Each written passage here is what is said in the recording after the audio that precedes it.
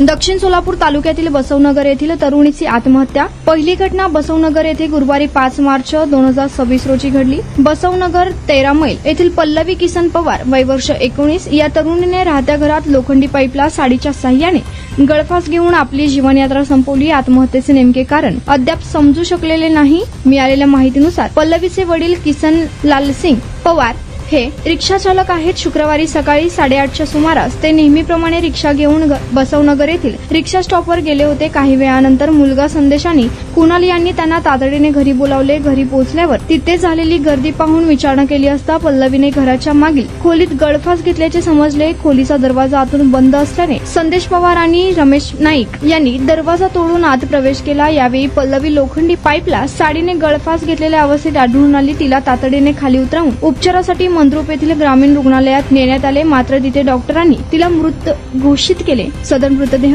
शवविच्छेदनानंतर कुटुंबियांच्या ताब्यात देण्यात आले आहे। या सदर घटनेची नोंद मंद्रुप पोलीस ठाण्यात झाली असून अधिक तपास मंद्रुप पोलीस ठाण्याचे वरिष्ठ पोलीस निरीक्षक शंकर पटवारी, पोलीस उपनिरीक्षक राज डांगे यांच्या मार्गदर्शनाखाली पोलीस सहाय्यक फौजदार शिंदे हे करीत आहेत। नारायण घंटे, लोकप्रधान न्यूज, दक्षिण सोलापूर, बसवनगर 13 मैल।